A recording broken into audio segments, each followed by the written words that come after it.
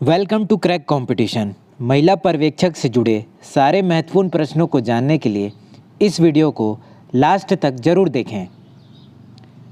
पहला प्रश्न है, हेलीमिन्थस के कारण कौन सी बीमारी होती है? तो हेलीमिन्थस के कारण अतिसार और फाइलेरिया होती है। अगला है, मिनी माता रोग किसके कारण होता है? तो मिनी माता रोग पारा के कारण होता है। किस विटामिन की कमी से रतौंधी रोग होता है? तो विटामिन ए की कमी से रतौंधी रोग होता है।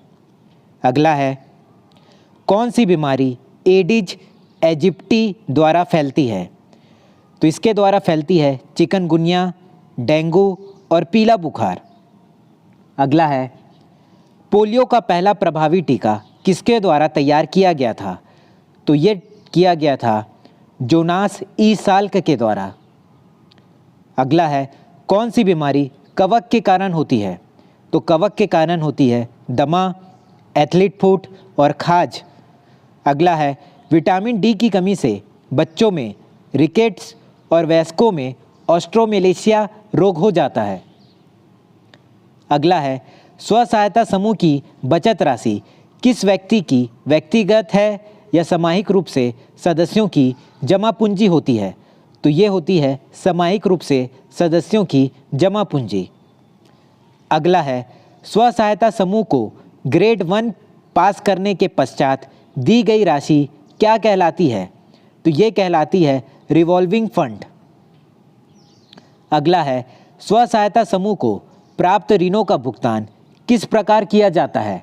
तो इसका भुगतान तिमाही किस्त, मासिक किस्त और छमाही किस्त के द्वारा किया जाता है। अगला है, आपसी सहयोग के माध्यम से गरीबों को अवसर प्रदान किए जाने वाले संगठन क्या कहलाते हैं? तो ये संगठन कहलाते हैं स्व सहायता समूह।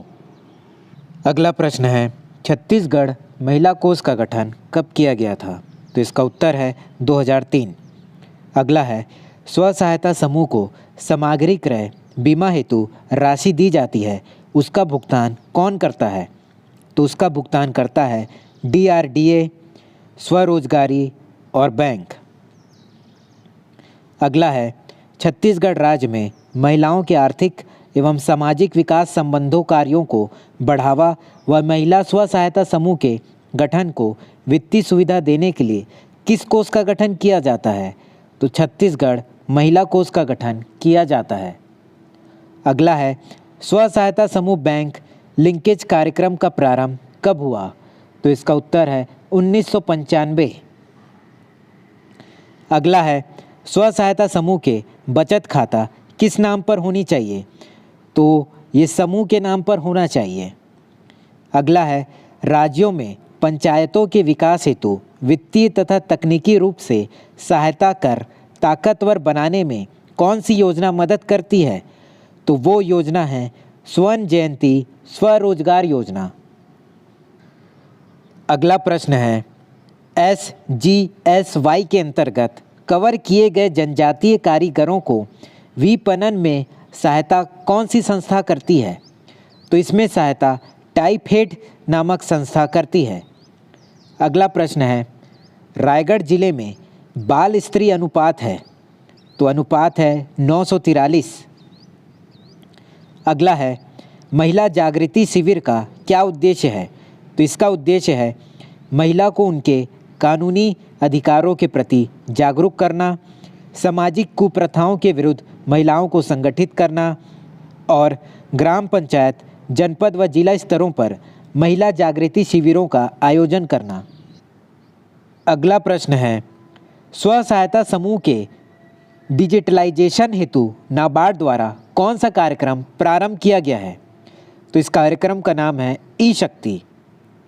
अगला है, नोनी सुरक्षा योजना का मुख्य उद्देश्य है, तो इसका मुख्य उद्देश्य है राज्य में घटते बाल लिंगानुपात को रोकना। अगला है, मुख्यमंत्री निःशक्त जन विवाह प्रोत्साहन योजना अंतर्गत विवाह करने वाले दोनों व्यक्ति निःशक्त हो तो कितनी सहायता राशि दी जाती है? तो इसका उत्तर है 2 लाख रुपए।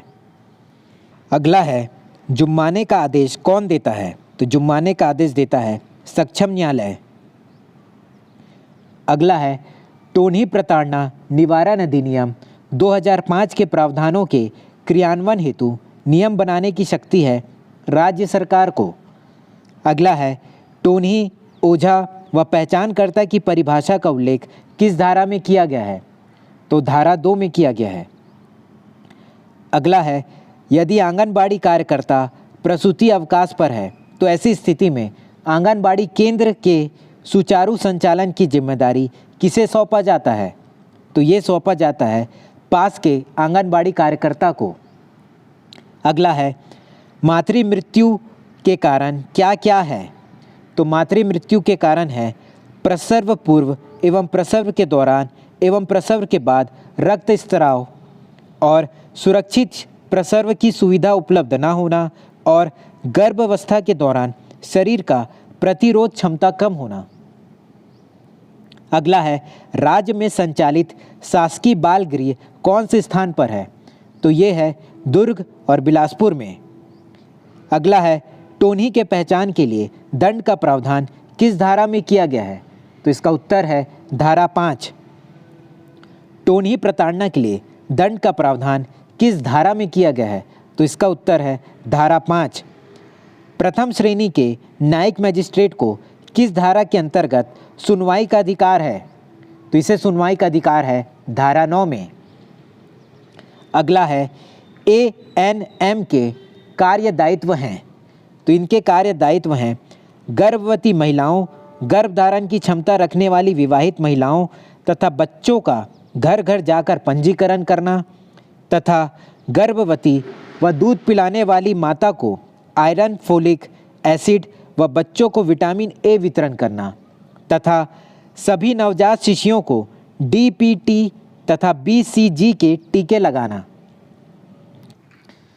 अगला है आंगनबाड़ी केंद्र में दैनिक कार्यों के लिए अपेक्षित समय क्या है?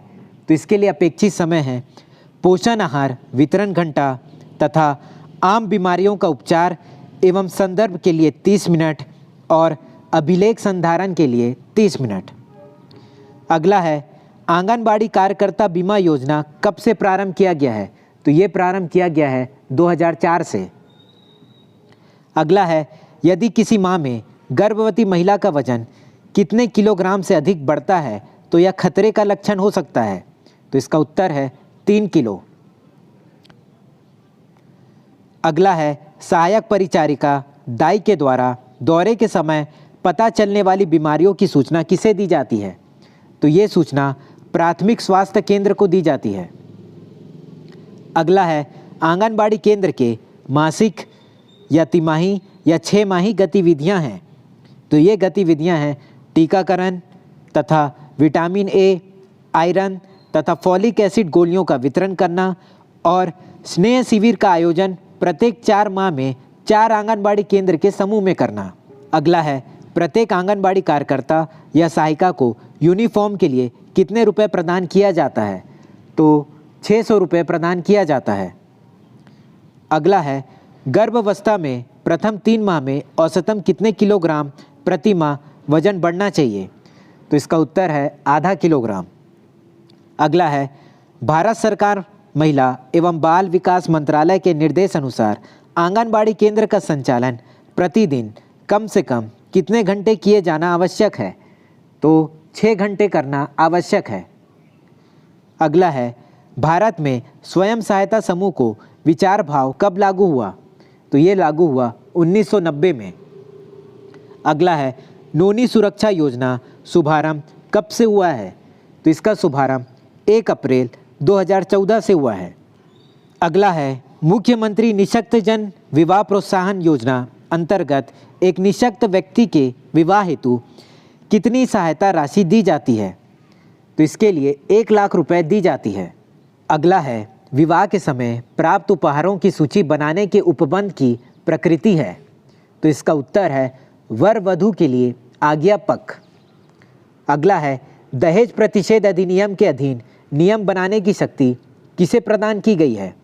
तो नियम बनाने की शक्ति केंद्र सरकार और राज्य सरकार दोनों को प्रदान की गई है। अगला है दहेज प्रतिषेध अधिनियम की कौन सी धारा के अधीन केंद्र सरकार नियम बना सकती है?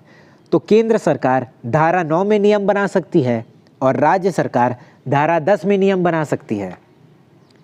अगला है कुपोषण की रोकथाम एवं बचाव के उपाय क्या है? तो इसके उपाय है जन्म के तुरंत बाद बच्चे को माँ का दूध पिलाएं और जन्म के समय शिशु का वजन 2 किलोग्राम से कम नहीं होना चाहिए और 7वें माह के पश्चात बच्चे को स्तनपान के साथ संपूर्ण आहार दें। अगला प्रश्न है दहेज प्रतिषेध अधिनियम के अधीन धारा 3 के संबंध में विचारण के समय प्रमाण का भार किस पर होगा? तो इसका भार होगा जिस व्यक्ति के विरुद्ध अभियोजन हो। तो ऐसे ही और वीडियोस के लिए हमारे चैनल को लाइक और सब्सक्राइब जरूर करें। धन्यवाद।